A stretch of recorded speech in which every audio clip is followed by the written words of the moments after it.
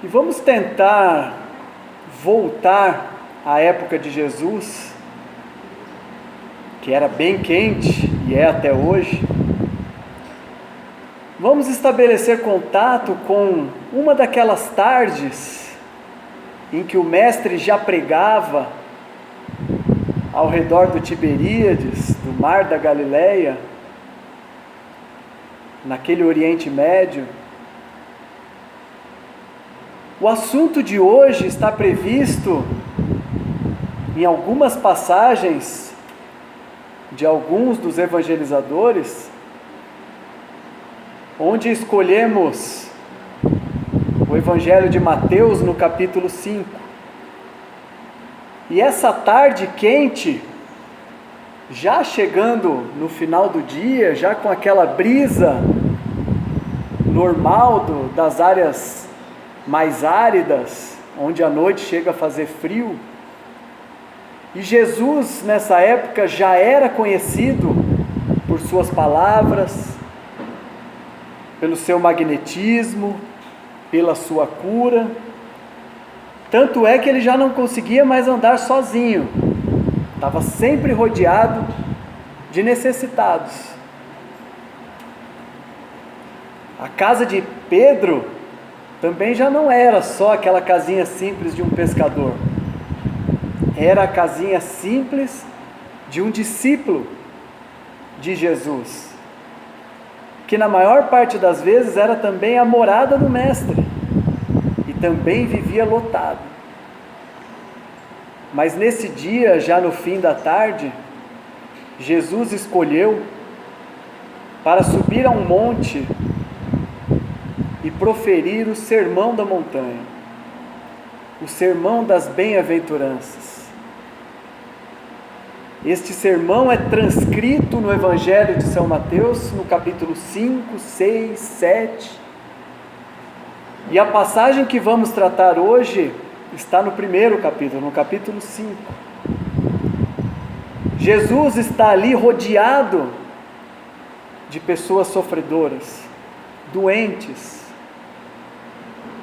A lepra, que era uma doença muito comum na época, os aleijados, os cegos, que não conseguiam encontrar explicações para aquilo.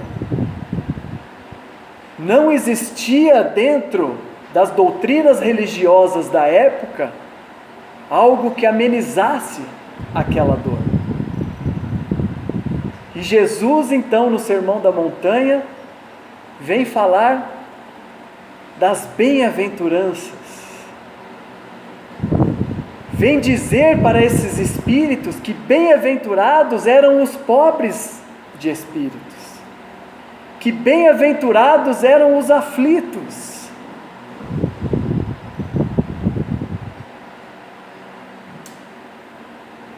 Começa a encher a alma desses irmãos sofredores, perdidos, de esperança, ao mesmo tempo que vem apresentando um Deus diferente do Deus que eles conheciam.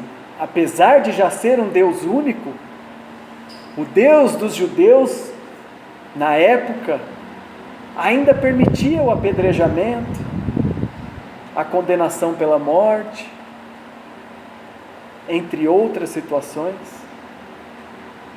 Tinha ainda na figura dos sacerdotes, por mais humanos que fossem, a ideia de algo sobrenatural.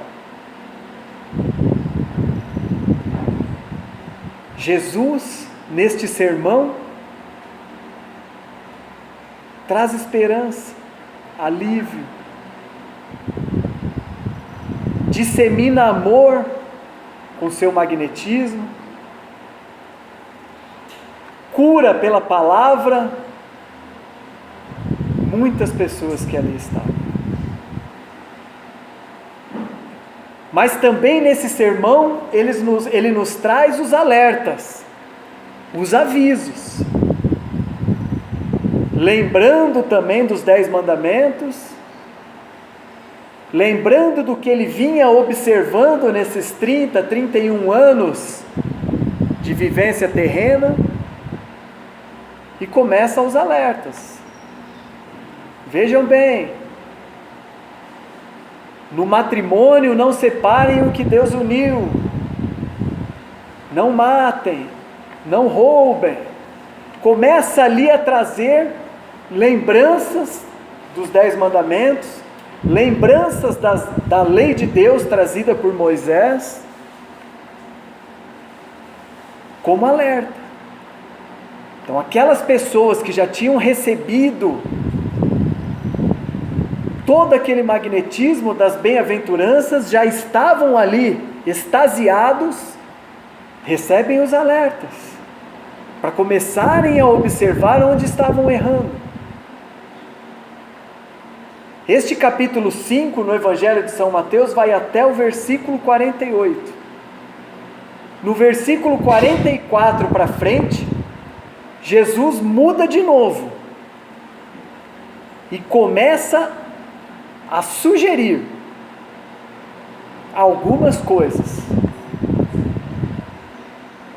Voltando a questão aos inimigos, sugere que passemos a amar os inimigos. E meus irmãos, naquela época, para ser inimigo, bastava não ser judeu. E dentro dos judeus ainda existiam as divisões por tribos. Então, para ser inimigo, bastava ser de outra tribo. Bastava ser da Samaria, ao invés de ser de Jerusalém. Então, quando Jesus fala amar os vossos inimigos, a dificuldade da época era muito grande. Mas ele vai mais além, no 46 e no 47. Faça o bem a quem te faz o mal.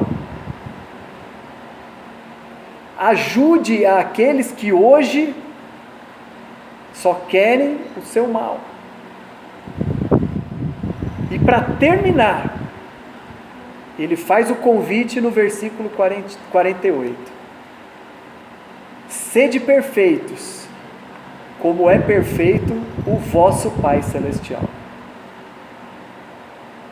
Estamos dentro do Sermão da Montanha. E Jesus vem com esse convite. Se já é difícil para a época, e acredito que para hoje continuemos assim, amar os nossos inimigos, que convite é esse que o Mestre fez, de sermos perfeitos como Deus? Mas está lá, versículo 48 do capítulo 5 de Mateus.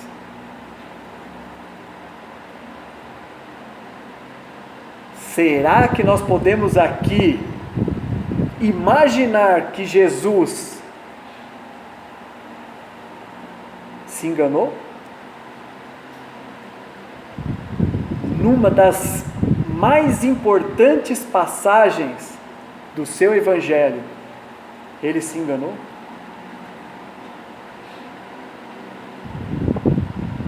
Porque se não, vejamos, meus irmãos, já se passaram 2000 anos, e uma boa parte desses 2000 anos, talvez nós tenhamos desistido de fazer o bem, por termos percebido a impossibilidade de sermos perfeitos como Deus. Quantas doutrinas religiosas, quantas interpretações da Bíblia, do Evangelho, quantas traduções desse Evangelho foram feitas pelo mundo, entendendo que Jesus realmente quis dizer que nós precisamos ser perfeitos como Deus.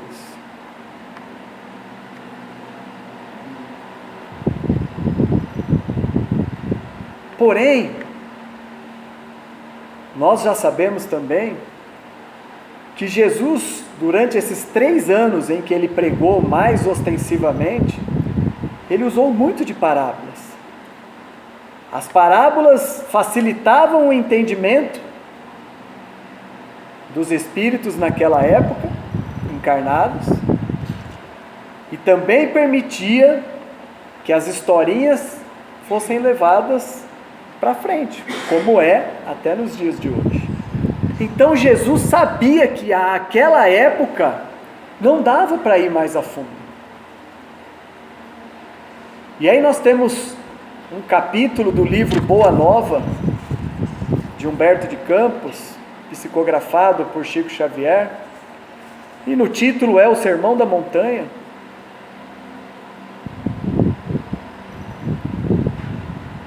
E ali, em algum momento, Jesus fala com Pedro, antes de proferir o sermão, de que as coisas que ele estava vendo não eram as que deveriam estar acontecendo, até mesmo entre os discípulos. Nesse mesmo capítulo, por exemplo, Levi, que é o próprio Mateus desse capítulo que estamos estudando, ele ignora 3 ou 4 irmãos que o procuram para ajudar em nome de Jesus, porque ele falou: vocês são mendigos, doentes, o que vocês vão ajudar Jesus? E depois, ao ouvir o Sermão da Montanha, ele pôde entender, num recado direto de Jesus para ele, o que aquelas almas poderiam fazer pelo Evangelho, fazer por Deus. Mas em um momento, Jesus, conversando com Pedro, ele diz que não precisava se preocupar, porque ele mandaria no futuro alguém que iria esclarecer o que aquele momento ele não podia fazer.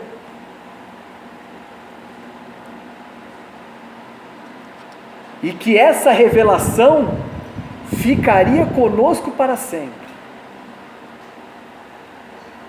Hoje nós vivemos ela, estamos aqui dentro dela.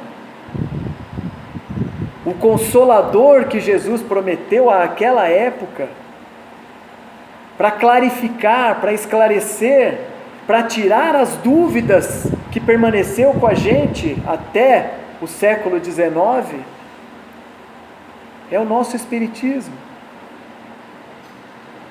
Um manual de conduta clara, direta, transparente, do que nós temos que fazer, para quê? Para sermos perfeitos.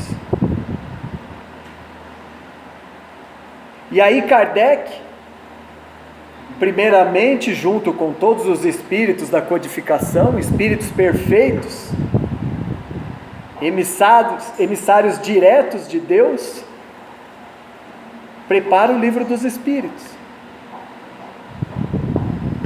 com todas as perguntas e respostas que nós precisamos ter para colocar dentro de nós o Espiritismo.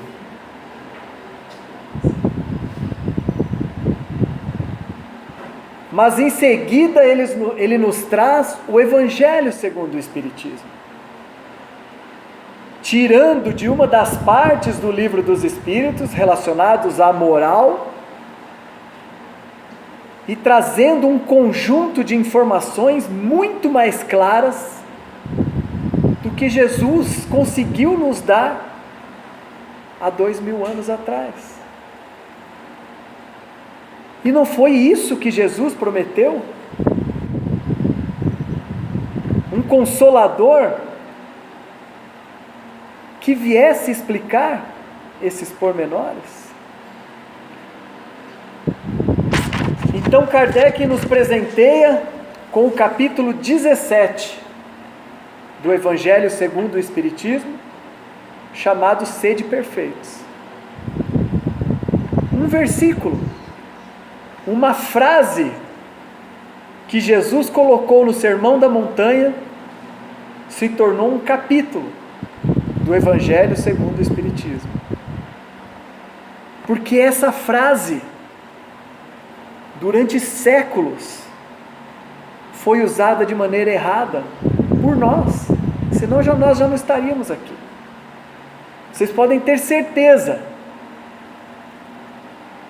que os doentes, os leprosos, os aleijados que estavam ali chorando em frente a Jesus no Sermão do Monte, já não estão aqui na condição em que nós estamos.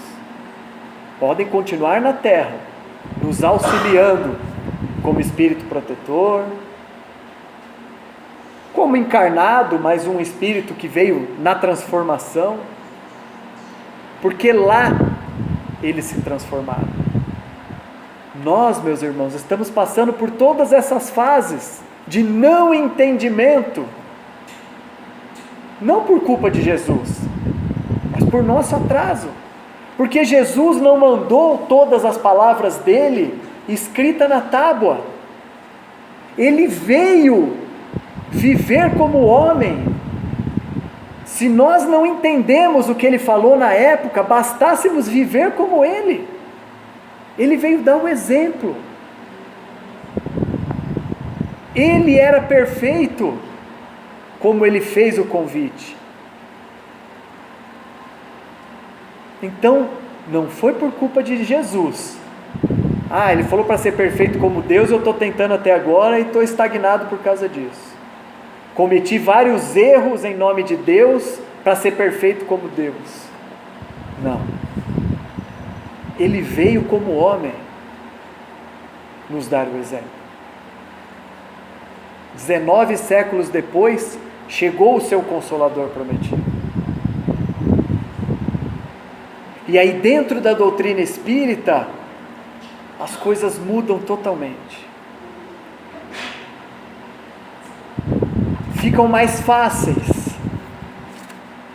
para que a gente um dia seja perfeito como Jesus nos convidou.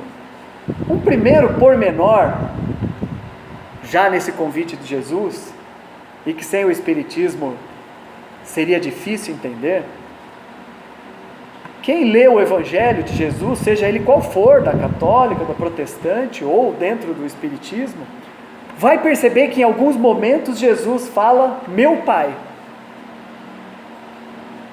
Em alguns momentos ele fala, vosso Pai, como nesse convite.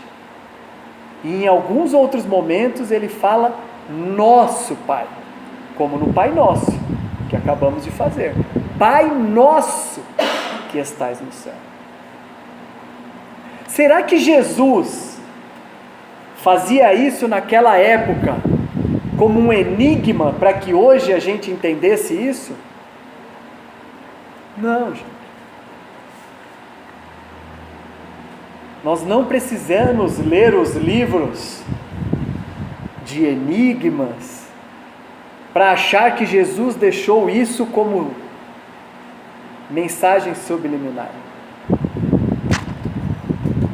Mas Jesus, Espírito mais evoluído que esteve encarnado no planeta Terra, sabia a diferença de Deus no olhar dele, de Deus no nosso olho, nos nossos olhos, principalmente da época, mas até hoje, e do Deus que poderia ser comungado por todos, independente da evolução moral.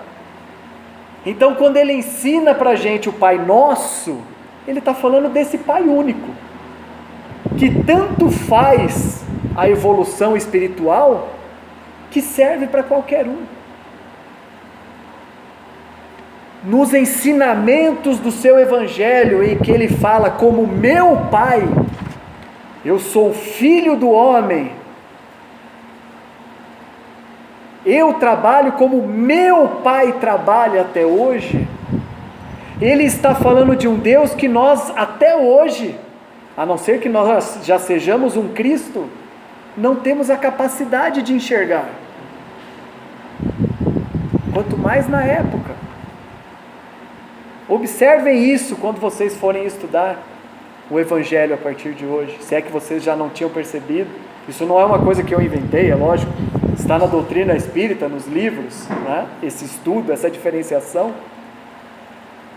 Agora aqui ele fala, sede perfeitos, como perfeito é o vosso Pai Celestial.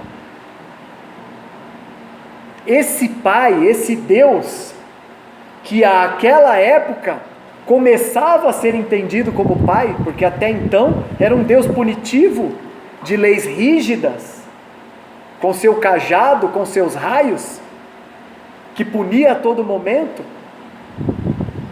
Esse era o Deus da legislação judeia, que veio do Moisés, que tinha que ser naquela época assim. Mas Jesus já trazia um Deus Pai, mas era um Pai da nossa visão, como é um Pai da nossa visão hoje. Então esse convite começa a ficar um pouco mais ameno, porque é para sermos perfeitos como o Deus que nós vemos perfeito. Dentro do livro dos Espíritos, ou até mesmo dentro da Gênese, que também é um livro da base do Pentateuco espírita, nós vamos conhecer algumas características de Deus, mas que os Espíritos e Kardec já deixa claro que é quase que uma humanização de Deus, para que a gente pudesse entender a perfeição de Deus. Então, meus irmãos, a cada encarnação, a cada evolução do nosso espírito, esse convite se renova, porque Deus passa a ser diferente. Ainda tem religiões, até hoje, que são tementes a Deus pelo medo do castigo de Deus. Para esses irmãos, infelizmente, a perfeição ainda está longe. Agora, quando nós estudamos os caracteres de Deus no Livro dos Espíritos e na Gênese, e entendemos que Deus é soberanamente bom, justo e perfeito, e que através dessa doutrina espírita entendemos que a nossa perfeição sempre vai ser a da criatura, é uma perfeição relativa, que nós não precisamos lutar para ser perfeitos como Deus, a coisa já fica um pouco mais leve. E aí Kardec traz o capítulo 17 para mostrar o quanto isso é mais leve. Então, no item 1 e no item 2 já começamos a respirar um pouco mais tranquilo. Bom, então não precisamos mais ser perfeitos como Deus. A perfeição de Deus é nossa referência para até onde nós podemos ir como criatura e não como Criador. Faço um convite para que vocês leiam as 20 perguntas do Livro dos Espíritos, e lá vai estar muito bem explicado essa parte de Deus, para entendermos até onde nós podemos ir. Façam esse estudo em casa. Nessa terceira revelação, Kardec traz então no capítulo 17, no item 2, uma forma de sermos perfeitos. Ele vem nos falar dos caracteres do homem de bem. Já não é mais a perfeição de Deus. É o nosso manual moral para sermos homens de bem.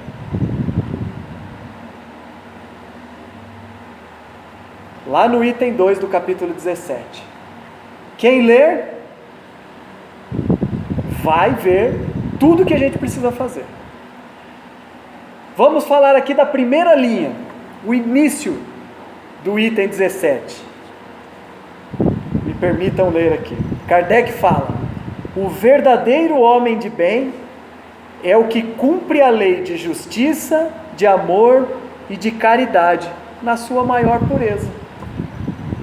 Viu como é fácil sermos perfeitos no convite de Jesus?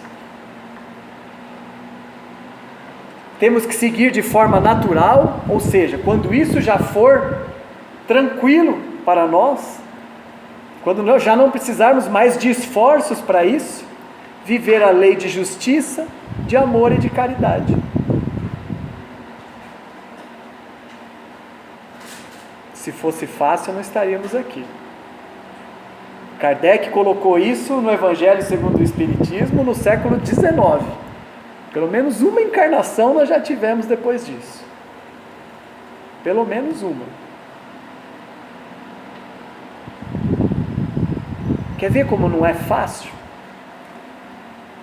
O nosso Consolador, dentro dos seus livros e de todos os livros que surgiram depois em apoio, nos faz entender que viver plenamente, de forma natural, a lei de justiça, amor e caridade, é viver tudo que nos foi entregue no planeta Terra desde Moisés.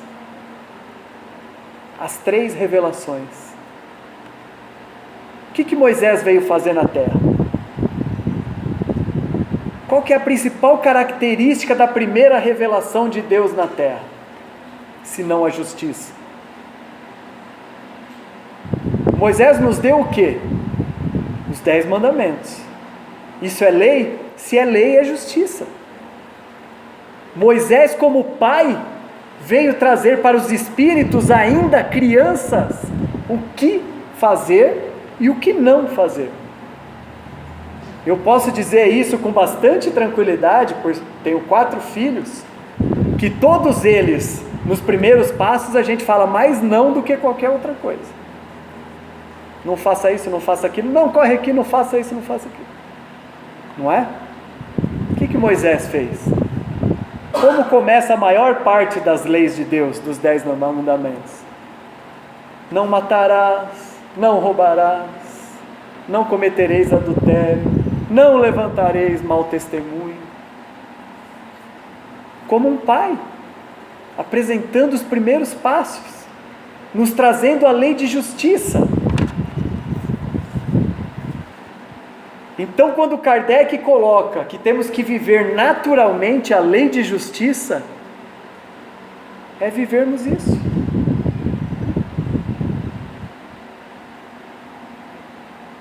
Não calunieis. Algumas coisas já está mais fácil para a gente, né? Na nossa evolução. Acredito que o matar já é uma das coisas que nós, com a graça de Deus, já tenhamos superado. Mas se tiver alguém aqui que ainda não conseguiu superar isso, não se preocupe, você está aqui porque é para isso. Então já ficou um pouco mais difícil. Mas vamos para o segundo. Viver naturalmente a lei do amor. Quem trouxe o amor como revelação de Deus? Jesus. Jesus trouxe o amor vivido, exemplificado e pregado nas suas palavras. Então nós temos que viver o que Moisés nos trouxe das justiças de Deus e vivermos o que Jesus veio nos apresentar. O amor. E aí nós já falamos agora há pouco, que ele sempre, desde que ele esteve aqui, o exemplo foi dado.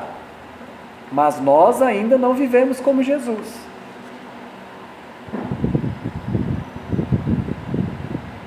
Por fim, para sermos homens de bem, além de viver naturalmente a lei da justiça, primeira revelação, a lei de amor, segunda revelação, a terceira revelação, a lei de caridade, o amor em ação. Se não fosse por isso, não teríamos em quase todas as casas espíritas o quadrinho: fora da caridade não há salvação.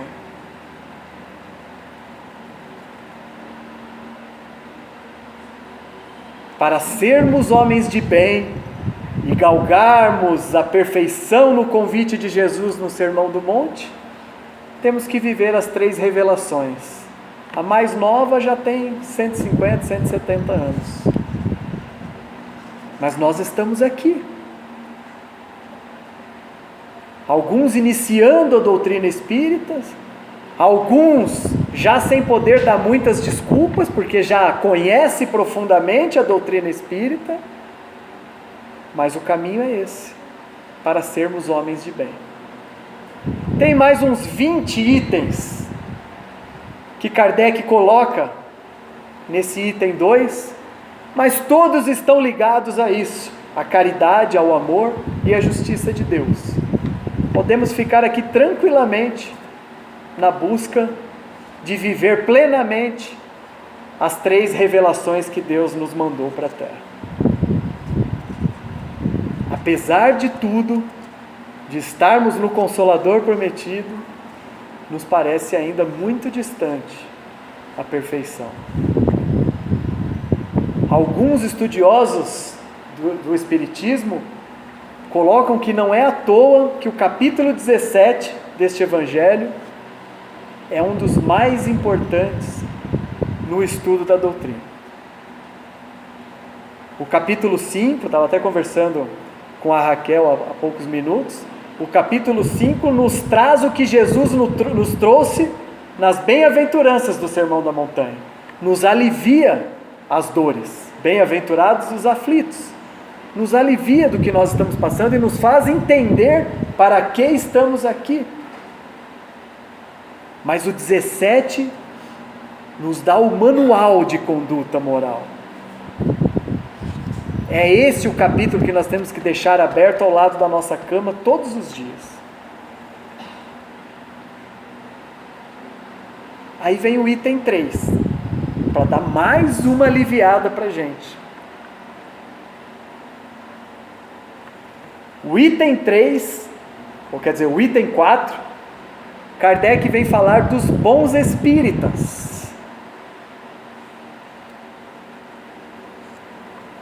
Será que é mais fácil ser um bom espírito do que ser um homem de bem? Não dá para ter essa divisão, né? Mas ele traz um pouco mais de informação dentro do ser bom espírita, para facilitar um dia a vivermos plenamente a lei de justiça, amor e caridade de Deus, para chegarmos um dia à perfeição do convite de Jesus, lá no Sermão do Monte. Primeiro, Kardec nos diz que para sermos bons espíritas, precisamos entender o Espiritismo. Por isso que ele deixou tudo em livros. O conhecimento é fundamental para o bom espírita.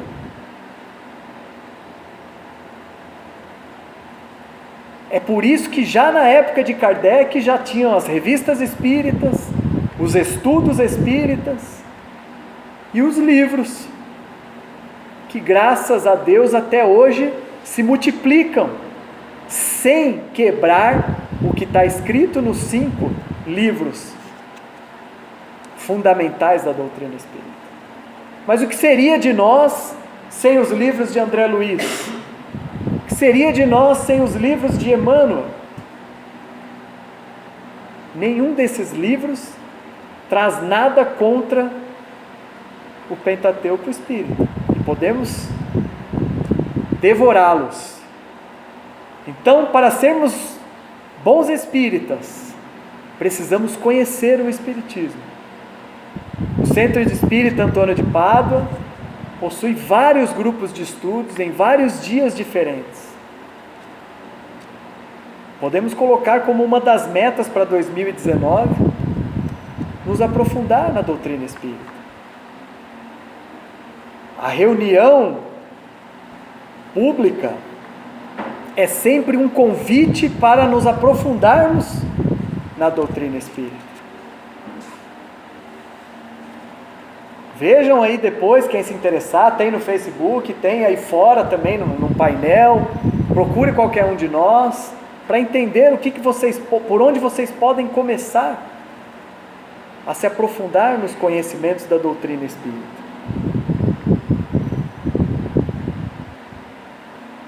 Mas o grande presente do capítulo 17 está no final do item 4, quando Kardec então fala que o bom espírita será reconhecido pela sua transformação moral,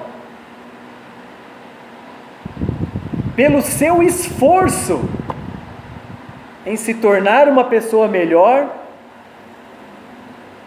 pelo seu esforço em conter as suas más inclinações. Nós já estamos só no esforço. Está aí o primeiro passo. O que nós temos que fazer para pelo menos nos esforçarmos para sermos melhores? Tem um exercício que alguns palestrantes já utilizaram e que é bem interessante para saber em que nível que nós estamos dessa transformação moral, que é parar um momento assim e fingir que nós morremos. E como espírito estamos do lado do nosso caixão, enquanto tem 4 pessoas carregando o nosso caixão lá para o cemitério, para o crematório, para qualquer lugar. E você está ali só ouvindo o que cada um desses 4 estão falando. Tem o seu irmão, tem um parente distante, tem um colega de infância e tem um amigo do trabalho. Façam esse exercício. Imagine o que cada um desses vai falar de vocês, analisando como vocês vivem em cada um desses 4 ambientes. Nós já vamos começar a ver se nós estamos nessa transformação moral.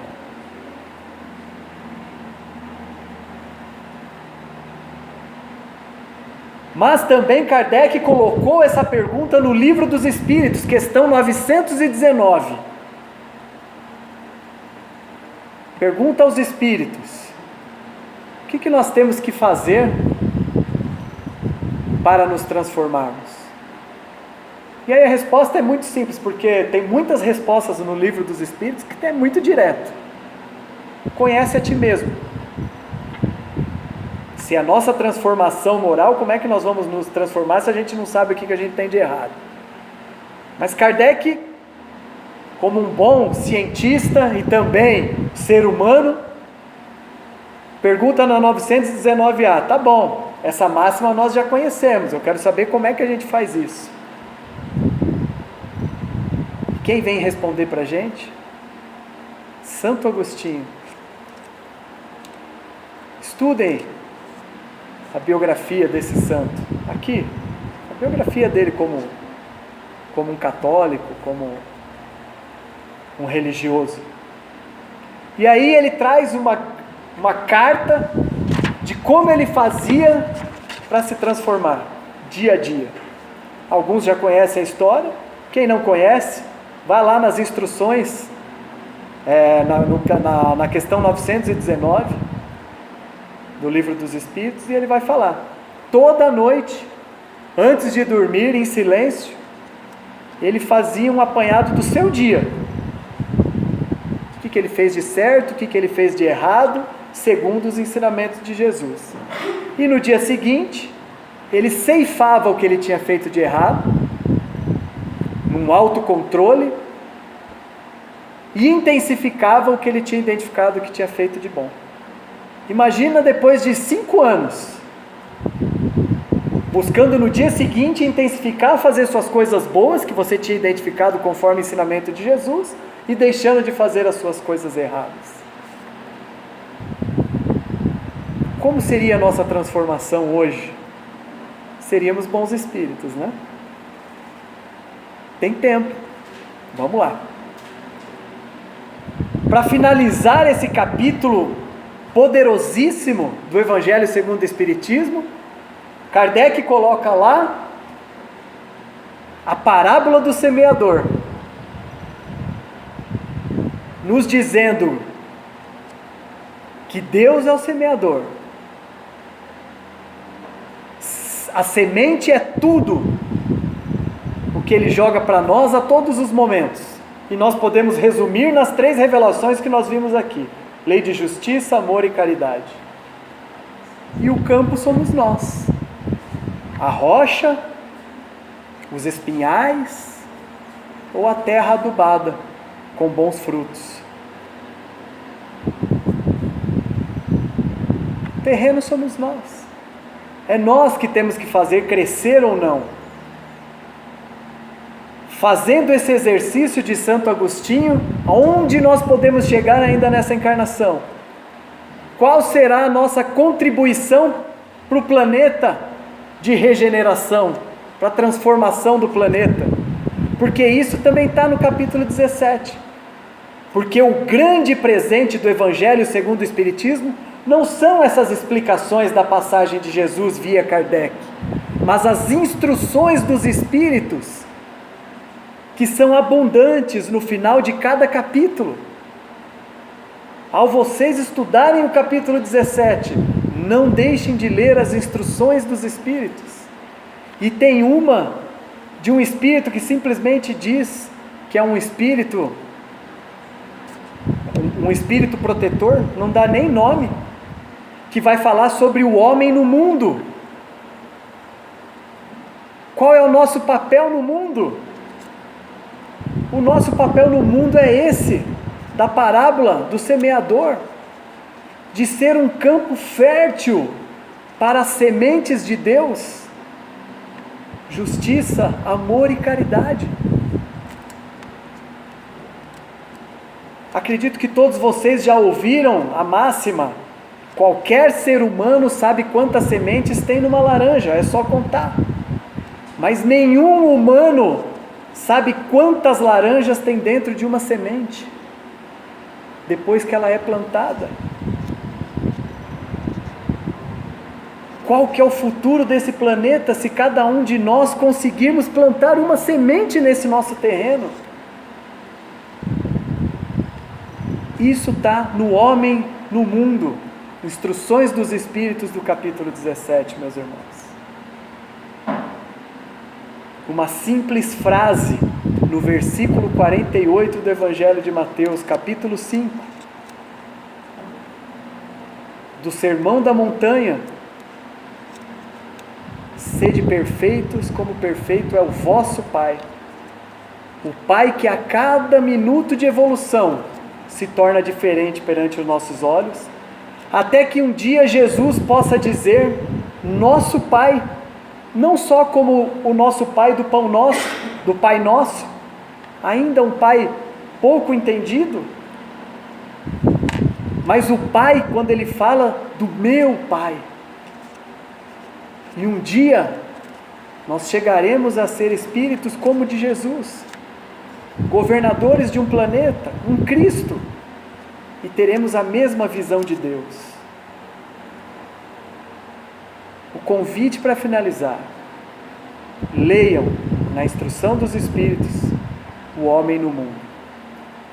Agradeço imensamente a atenção de todos, e como sempre, o primeiro presente já veio para mim enquanto eu estava preparando essa explanação, mas que pelo menos alguma coisa daqui tenha sido aproveitado por cada alma aqui dentro, para que a gente possa realmente transformar esse planeta. Muito obrigado. E antes do nosso passe, vamos aproveitar essa nossa ligação com Jesus, com a sua época, fechando os nossos olhos, tentando trazer a imagem do Mestre como mais fácil possa ser para cada um de nós, naquela figura pacificadora,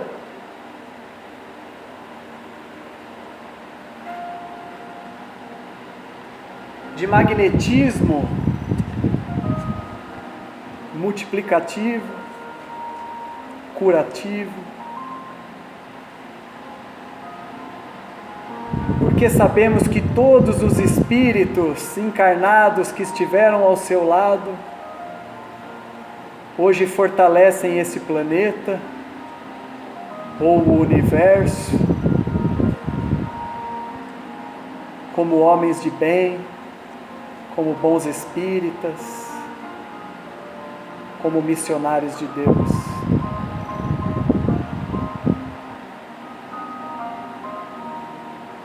Visualizemos então essa imagem do Mestre.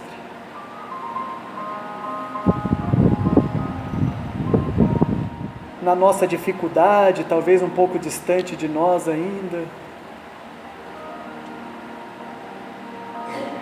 mas com os ensinamentos deste dia, deste Evangelho, Já estamos com a nossa alma expandida, como estávamos, ou como estavam os que estavam ao seu lado no Sermão do Monte? Como estamos ao estudar o Sermão do Monte, ao estudarmos o Evangelho de Jesus? E neste momento, meus irmãos, já temos o Mestre ao nosso lado, quase que num abraço fraternal, com seu perfume de paz, de divino. Não percamos a oportunidade que está sendo dada de termos o Mestre Jesus ao nosso lado. Abramos o nosso coração e cada um de nós exprima silenciosamente o que queremos falar. Guiados pelos bons espíritos desta casa que nos alimenta, que nos guia, possamos conversar com o Mestre. Mestre amado Jesus, obrigado, irmão querido, pelo presente do dia de hoje, pelo seu ensinamento hoje tão claro, pelo Consolador que nos deste.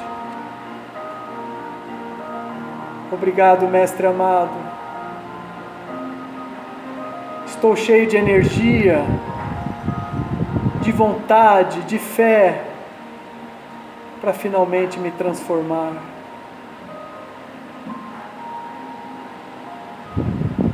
Prometo, Mestre, me esforçar para ser reconhecido como um bom espírito, como um bom espírita, como um homem de bem. Obrigado, Mestre. Me sinto melhor, me sinto curado. Sei que devo passar por tudo que estou passando, mas prometo também que não vou errar mais. Obrigado pela chance da reencarnação, da família que me deste, das almas difíceis que vivem ao meu lado, dentro de casa, no trabalho, na casa espírita, por que não? Obrigado, Mestre, pelos desafios, muitos deles traçados por mim mesmo para essa encarnação. Não vou fugir de mais nenhum deles, Mestre. Não vou protelar levando para outra encarnação, sabendo que de repente não terei a chance de estar mais neste planeta.